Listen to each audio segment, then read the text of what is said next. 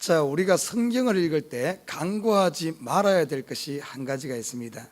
자, 오늘 본문의 말씀 보면 그것을 우리가 알 수가 있어요. 오늘 40절에 보면은 예수께서 돌아오심에 무리가 환영하니 이는 다 기다렸음이라 이렇게 말합니다.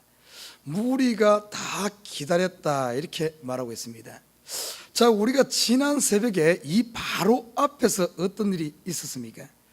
이 앞의 사건은 우리가 잘 알다시피 37절에 보면 이렇게 말합니다. 37절에 그라사인의 땅 근방 모든 백성이 크게 두려워하여 떠나가시기를 구하더라.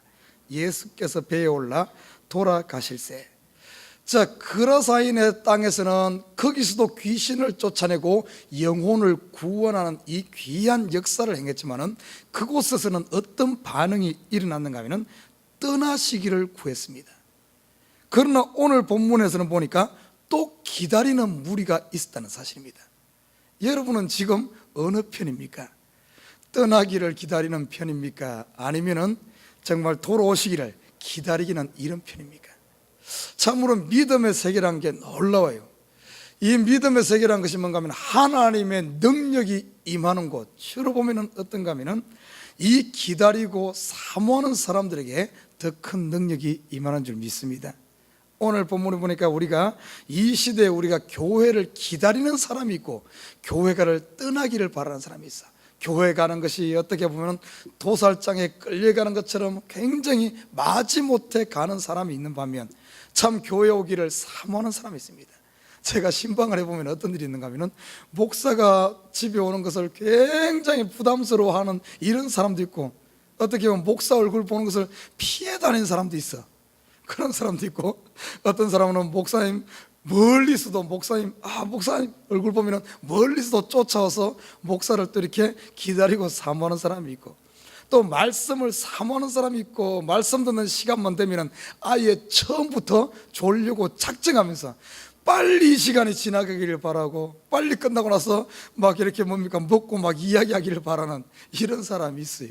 여러분, 이 오늘 본문에 보면은 참 이 누가가 이 어떤 이런 관점, 누가의 예리한 관점 하나를 볼 수가 있지 않습니까? 똑같은 사건을 앞에 두고 뒤에 두면서 한쪽에서는 떠나기를 바라고 한쪽에는 기다리는 사람. 저와 여러분은 기다리는 식구, 교회에 오는 것이 기다려지고 기도하는 것이 기다려지기를 주님으로 부탁드립니다. 저는 새벽 예배를 이렇게 하면 할수록 참으로 새벽의 맛을 좀 알 것 같아요.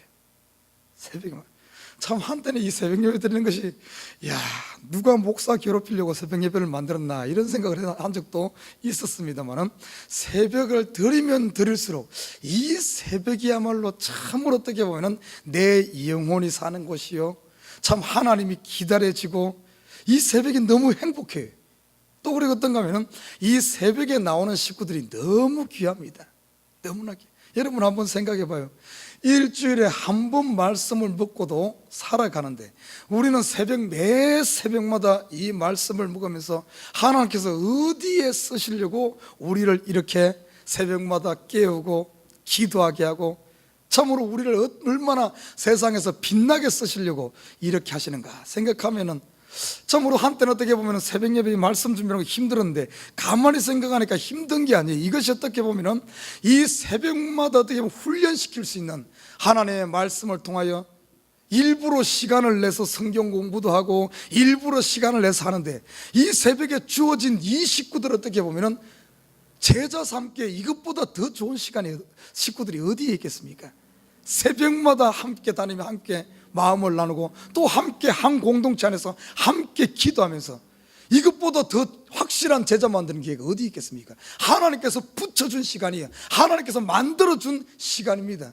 어떻게 이걸 게을리할 수가 있어요?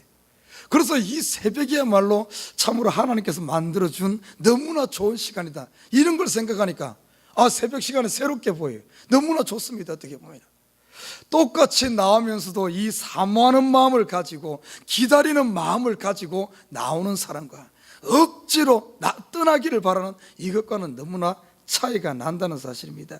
아무튼 저와 여러분 하나님의 세계를 영적인 세계를 말씀을 교회를 오늘 본문의 이들처럼 환영하고 다 기다리는 이런 성도들 되기를 주님을 부탁드립니다.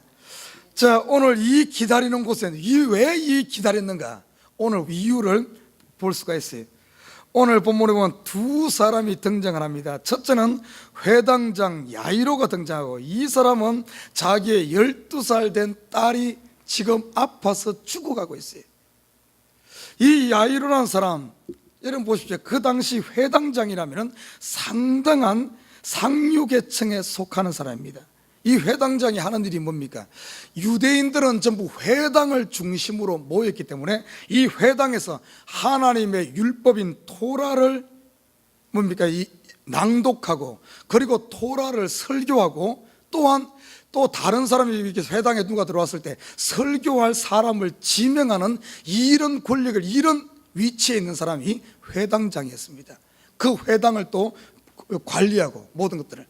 그래서 그 당시 회당장은 유대 사회 중에서도 상류계층입니다. 왜냐하면 유대 사회가 이 종교와 정치가 통합된 이런 사회 아닙니까? 그러니까 이 어떤 종교, 어떤 이런 집회 장소에 이런 것을 관리하고, 아니면은 이런 말씀을 주장하는 이런 사람들은 종교계층의 상류층에 속해 있었어요. 자, 이런 위치에 있었지만은 자기 딸이 죽어가는 데는 전혀 손을 쓰지 못하는 이런 모습을 보게 됩니다. 자, 그리고 또 한 사람이 있어요. 또 한 사람은 예수님을 기다린 사람인데, 오늘 이 혈루증 여인입니다. 이 혈루증 여인도 마가복음이라든지 마태복음에도 똑같이 소개되고 있는데, 이 여인도 12년이나 되는 이런 오랜 세월 동안 그 혈루증을 고치기 위해서 온갖 노력을 다했습니다. 의원이란 의원은 다 찾아다녔지만은 고침받지 못하고, 이 마지막 어떻게 의지할 수 있는 예수님께 의지하면서 예수님을 기다린 사람입니다. 아무튼 이 두 사람의 이런 사모하는 마음이 있어요. 이 열심히 기다리는 이런 마음. 자, 오늘 본문에 보면은 이렇게 소개하고 있으면 41절에 보면은 이렇게 말합니다. 이에 회당장인 야이로라 하는 사람이 와서 예수의 발 아래 엎드려 그랬습니다. 여기서 이 상류층에 속하는 이 사람이 예수의 발 앞에 엎드렸다는 것은 겸손을 의미하고 어떤 예수님의 경의를 표하는 이런 모습으로 볼 수가 있어요. 이것은 사모하는 마음, 간구하는 마음, 어떤 그런 마음이 그 속에 있었기 때문에 예수님 앞에 과감히 꿇어 엎드렸다는 겁니다. 여러분, 그 당시 이런 상류층에 속한 사람이 쉽게 이렇게 하지 않아요. 그럼에도 불구하고 이 사람은 과감히 자기의 체면도 내려놓고 자기의 모든 것 내려놓고 예수님 앞에 탁 꿇어 엎드리는 이 모습. 자, 오늘 이 야이로라는 사람, 그리고 또 한 사람이 뭡니까? 이 혈루증인, 둘 다 공통점인데, 둘 다 보면 참 특이하게도 야이로의 딸도 12살일 때 됐고, 오늘 보면 이 혈루증으로 고통받는 사람도 12년 고통당했다, 이렇게 말합니다. 참 이 공통점이 있죠. 12년이란, 여러분, 여자가 12살이 다 되는 해, 유대 사회에서 12살이 되는 해는 어떤 의미가 있는가 하면, 여자가 성인으로서 결혼할 수 있는 나이입니다. 그리고 성경에 보면 10이라는 수는 특별한 의미가 있어요. 이스라엘 자손의 수가 12였고, 예수님의 제자가 12였고, 12는 완전수입니다. 둘 다 어떻게 보면 이 여인, 이 야이로에 따른 12년 완전히 성인이 되어서 결혼하고 이제 그렇게 해야 될 이 나이에 죽음을 맞는, 죽음을 눈앞에 둔 상태에 있었고, 이 여인은 12년 동안 고통받았다는 것은 그의 전 인생을 의미해요. 더 이상 손 쓸 수 없는 완전한 어떤 이런 걸 말합니다. 둘 다 어떻게 보면 하나는 고통받으면서 이 병으로 말미암아 완전히 그렇게 됐고, 이 한 여인은 12년 동안 어떤 완전한 여인으로서 결혼하고 해야 될 나이에 죽음을 눈앞에 두고 있는 이 안타까운 사실들. 쉽게 말해 이 둘 다 10이라는 숫자, 12이라는 것이 등장하는 것은 완전히 어떻게 보면 손 쓸 수 없는 모든 것을, 인간의 생각으로는 모든 것을 포기하고 손 쓸 수 없는 이런 단계를 말합니다. 이 단계에 있는 이들에게 이것은 뭘 보여줍니까? 우리 인간의 어떤 스스로 구원할 수 없는, 의인은 없나니 하나도 없느니라, 모두가 어떻게 보면 더 이상 인간의 힘으로는 손쓸 수 없는 우리 죄인의 모습, 우리 예수 믿기 전에 그 모습을 그대로 보여주는 겁니다. 이런 가운데 있지만은 예수님께서는 그들을 버려두지 않고 이 땅에 찾아오신 줄 믿습니다. 우리를 버려두지 않았어. 죄악 가운데 죽어가는 도저히 손쓸 수 없는 이 가운데 있으나 세상은 손쓸 수 없지만은 하나님은 버려두지 않고, 세상은 어두움에 있었지만은 하나님은 여전히 우리를 향한 그 사랑의 불빛이 조금도 꺼지지 않고 이 땅에 찾아오신 줄 믿습니다. 찾아와서 고치는 거예요. 오늘 이 야이로의 딸 뭡니까? 이 야이로라는 사람이 첫 번째 온 것은 뭔가 하면은 자기의 필요를 채우러 왔어요. 자기의 필요를 채우러. 자기의 처음에는 예수를 제대로 알지 못했습니다. 아, 예수님 병 고쳐준다더라, 예수님 만나면 죽은 자도 산다더라, 위대한 선생이 났다더라, 선지자가 났다더라, 이런 마음을 가지고 자기의 필요를 채우러 왔지만은 그 사모하는 마음과 예수를 찾아온 이 사람, 자기의 필요만 채울 뿐만 아니라 두 번의 기적을 체험합니다. 예수 만나러 왔다가 혈루증 여인이 낳는 이것을 체험하고, 또 자기의 딸이 죽습니다. 그 사이에 죽었다가 살아나는 체험을 통해서 어떤가 하면 자기의 필요 채워지는 것뿐만 아니라 오늘 본문에 보면 예수님이 기적, 완전히 어쩔 수 없는 죽은 자를 살리고 12년 혈루증을 고치는 것을 보면서 아, 이분이야말로 그냥 선지자 정도가 아니라 하나님의 아들 예수 그리스도, 다시 말해 하나님임을 발견하게 됩니다. 그뿐만 아닙니다. 거기다가 한 가지 더, 하나님께 영광 돌리는, 예수 그리스도의 영광, 하나님의 영광을 드러내는 도구로 쓰임받는 모습을 보게 됩니다. 참으로 귀하게 쓰임받죠. 오늘 본문에 오늘 이 두 사람의 공통점이 어떻게 보면 완전히 이들은 항복했고 전적으로 하나님만 의지한 이것을 볼 수가 있고요.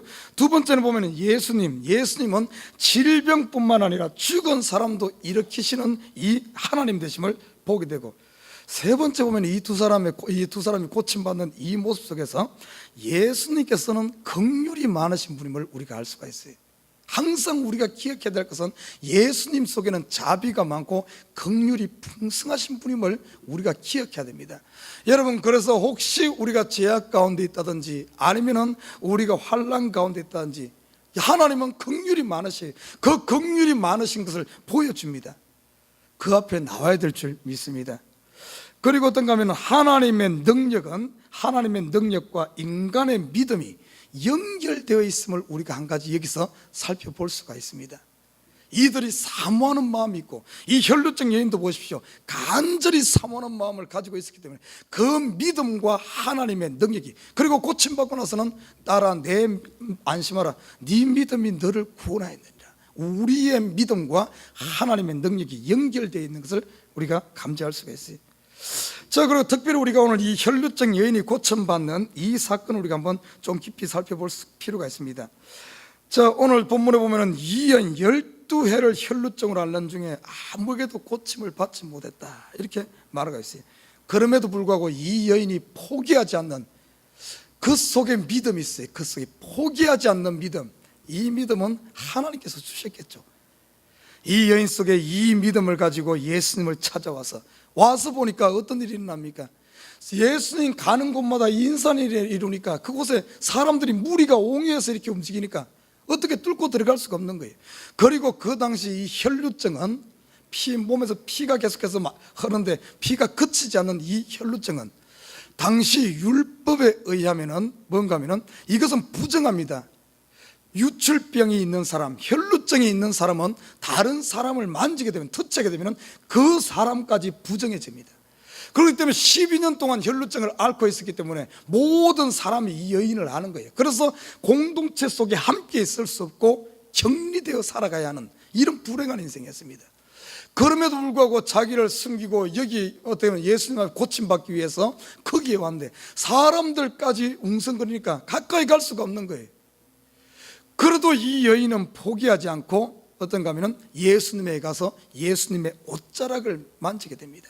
오늘 본문의 이 여인의 행동을 보면은 성경의 믿음의 사람들에게 공통적으로 나타나는 죽으면 죽으리라, 어떤 율법을 넘어서는 상식을 초월하는 이 단계의 믿음이 있음을 볼 수가 있습니다. 우리의 믿음은 상식을 넘어서야 돼요. 진정한 믿음은 뭔 줄 압니까? 내가 생각해 내 머리 굴려가지고 이 정도면 되겠지 하는 것을 가지고 계산해서 하는 것은 그거는 믿음이 아닙니다. 그거는 믿음이 아니에요. 성경의 믿음의 사람들의 한결같은 특징을 보면은 상식을 뛰어넘는 거예요. 상식선에는 어떤가 하면 나라는 것이 개입됩니다. 나라는 것이, 믿음의 세력이라는 것은 나라는 것이 개입되면 안 돼. 나를 넘어서는 겁니다. 하나님을 의지하면서 예를 들어 한 발은 세상에, 한 발은 하나님 붙잡고 있는 게 믿음이 아니에요. 전적으로 세상에서 나를 벗어나서 하나님께 온전히 업히는 것, 하나님께 온전히 접목되어지는 것, 나라는 것을 넘어서는 이것이 믿음입니다. 다시 말해 상식선에 머물러 있는 것은, 이건 진정한 한 80% 믿음은 믿음이 아니에요. 100% 뛰어드는 겁니다. 100%. 이 여인이 보십시오. 그 당시 율법을 초월해서, 이거 만지면 안 되거든요. 만지면 부정이 돼. 만지면 안 됩니다. 율법에서 금하는 거예요. 그럼에도 불구하고 율법을 초월해서 믿음의 세계, 은혜의 세계에 뛰어드는 겁니다. 예수님의 옷자락을 딱 만집니다. 그러니까 어떤 일이 난 줄 압니까? 그 만지는 순간 자기도 낫는 것을 깨닫어요. 자기 혈루증이 고침받는 거예요. 자, 그때 오늘 45절에 보면 이렇게 봅니다. 예수께서 가라사대 때 내게 손을 댄 자가 누구냐 하시니 다 아니라 할 때 베드로가 가로되 주여 무리가 옹이하여 미나이다. 여기 보면 참 우리가 이 말 의미 있는 말입니다. 여러분 보십시오. 예수님이 지금 그 많은 무리 속에 야이로의 딸을 고치러 가는 중에 누군가 자기 옷을 터치하고 자기에게서 능력이 나간 것을 압니다. 예수님이 그걸 알았어요. 알고는 묻습니다. 제자들에게 누가 내 옷을 터치한 누가 했냐. 그러니까 베드로가 하는 말이, 예수님 보십시오. 이 많은 사람들이 이렇게 웅성 건데 누가 만진 줄 알겠습니까?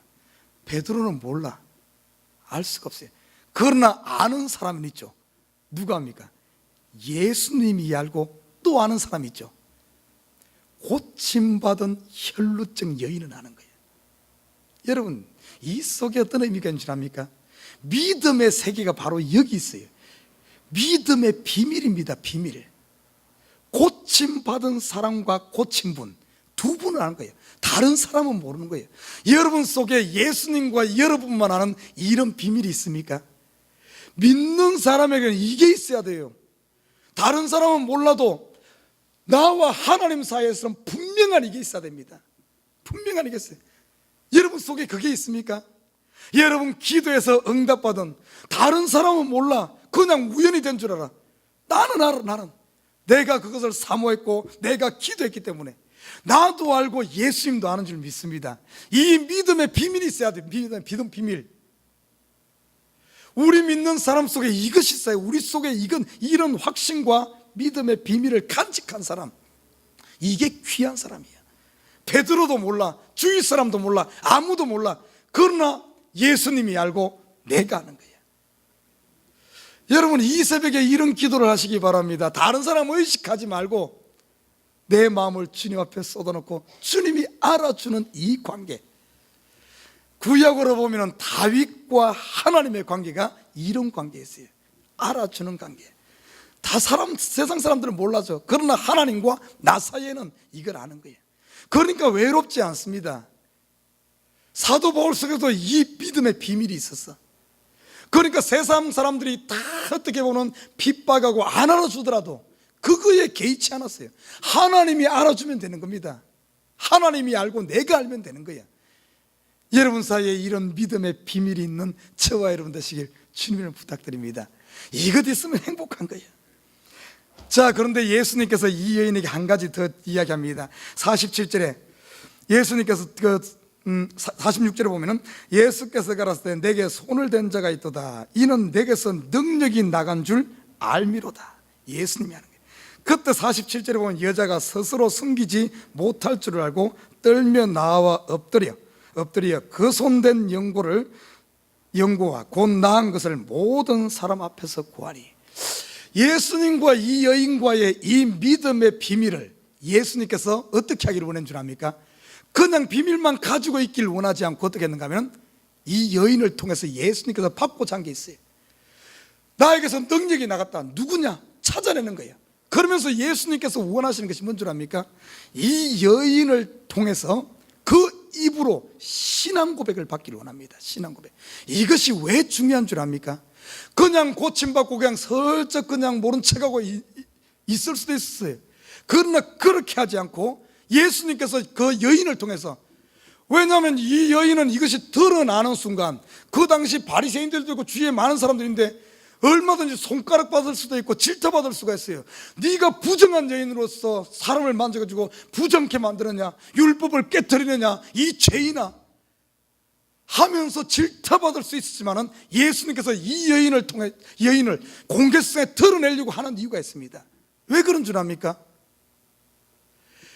이것을 드러내는 이유는 딴 게 아니에요. 이 여인 단순히 내가 고쳤다, 예수님 자기 자랑하기 위해서 아닙니다. 더 보면은 이 여인의 신앙 고백을 통해서 이 여인의 믿음을 확고하게 하며, 여러분 사도 바울은 이것을 어떻게 표현하고 있는 줄 압니까? 신앙 고백이 왜 중요한 줄 알아요?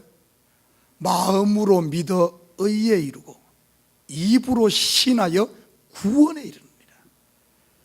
이 입으로 신앙 고백함으로 말미암아 이 여인이 흔들리지 않는 반석 위에 서는 구원에 이르는 믿음을 통하여 육신만 치유되지는 것이 아니라 영혼까지, 어떻게 그 영혼이 자유함을 얻는, 영생을 얻는 이 신앙에 이르게 하기 위해서 그 입의 고백을 듣길 원했습니다.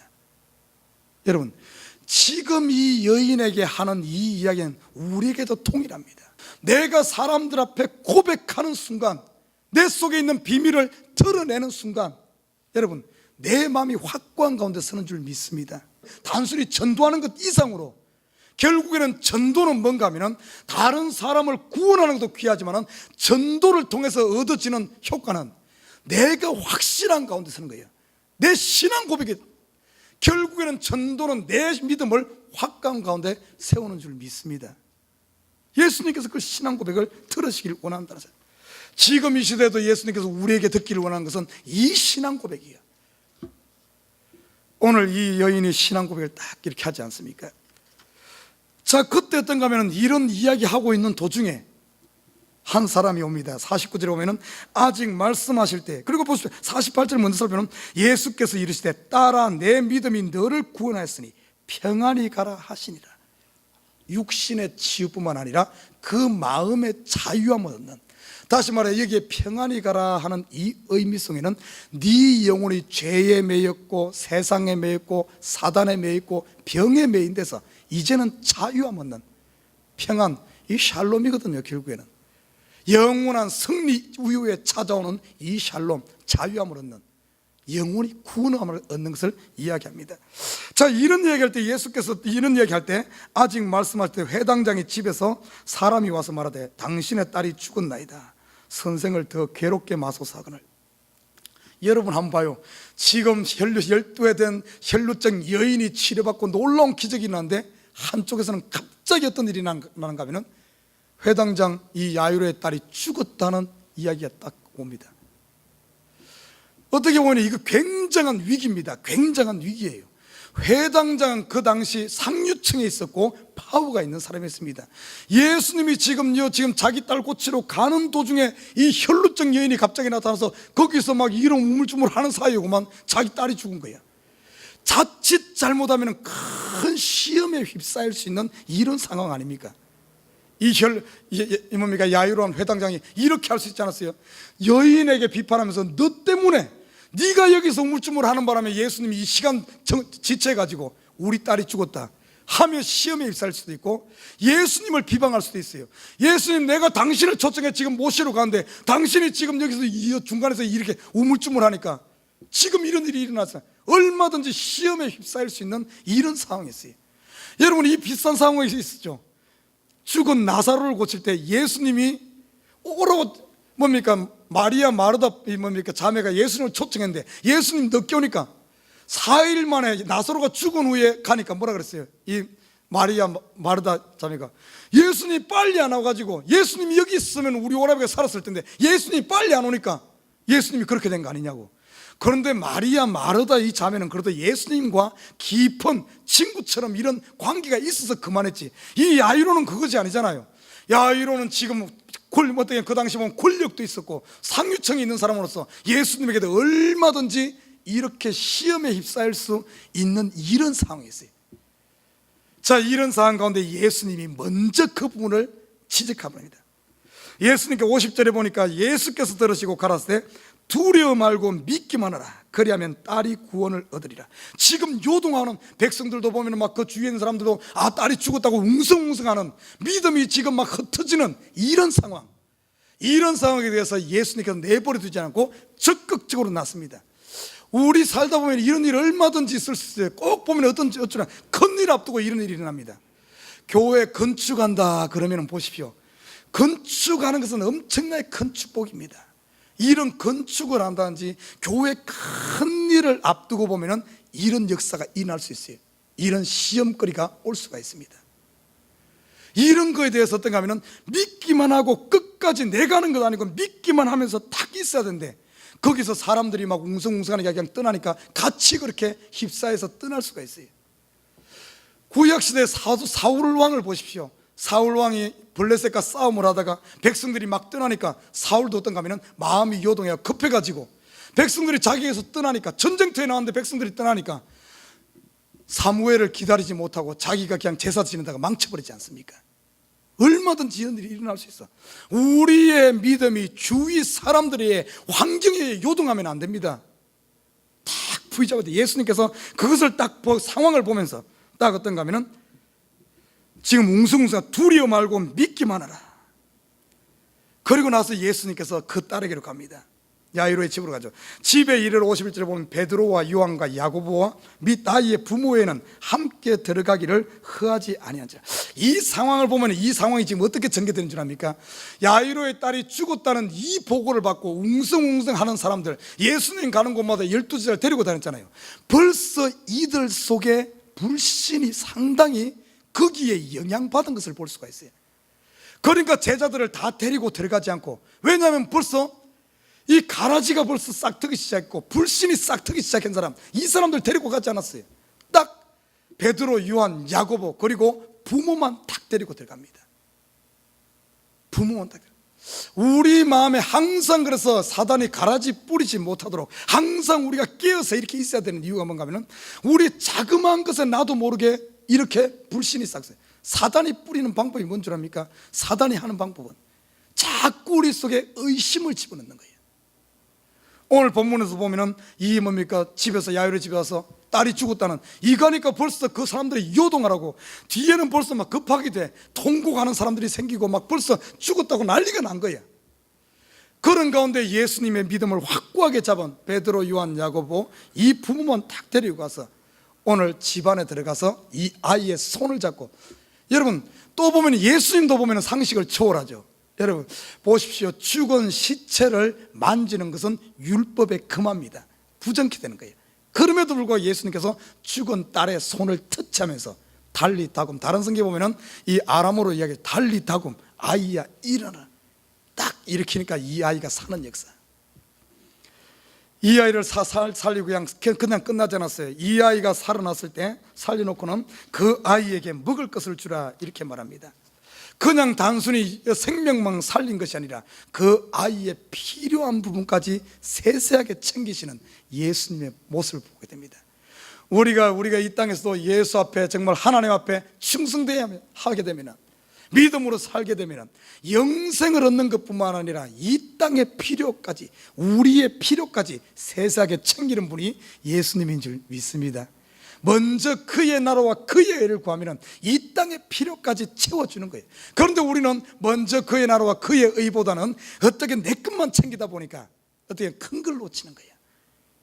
사랑하는 우리 식구 여러분, 오늘 이 예수님께서 이 고치는 이것처럼 오늘 이 시간도 예수님께서 우리의 손을 잡고 있는 줄 믿습니다. 내가 비록 제약 가운데 있고 연약한 가운데 있더라도 예수님께서 오늘 말씀하시는 거예요. 달리다굼. 여러분 지금 혹시 누워있는 곳 있습니까? 여러분 내가 지금 죽어있는 곳 있습니까? 내 스스로 할 수 없는 부분 있습니까? 예수님께 지금 손을 잡고 일으킨다는 사실, 일어나시길 주님의 이름으로 부탁드립니다. 일어나서 이 아이가 일어남으로 말미암아 거기에 있는 모든 의 기쁨이 임하고, 이 부모가 정말 단순히 자기의 필요를 채우러 왔지만은 필요로 끝나는 것이 아니라 예수님의 참을 발견하게 되고, 많은 사람들에게 예수 그리스도가 하나님임을 증가하는, 이 하나님 복음을 위해서 쓰임받은 도구 된 것을 볼 수가 있습니다. 아무튼 저와 여러분, 오늘 이 새벽에 나온 우리 식구들이 믿음으로 오늘 앞에 주님 앞에 나오시고 믿음으로 주님 앞에 무릎 꿇을 때, 오늘 하루 삶 가운데서도 하나님께서는 저와 여러분을 사용할 줄 믿습니다. 여러분을 살릴 뿐만 아니라 여러분에게 내가 하나님됨을, 내가 왕됨을 보여주시며 우리를 하나님의 도구로 오늘도 멋지게 사용되어지는 이런 하루 되기를 주님을 부탁드립니다.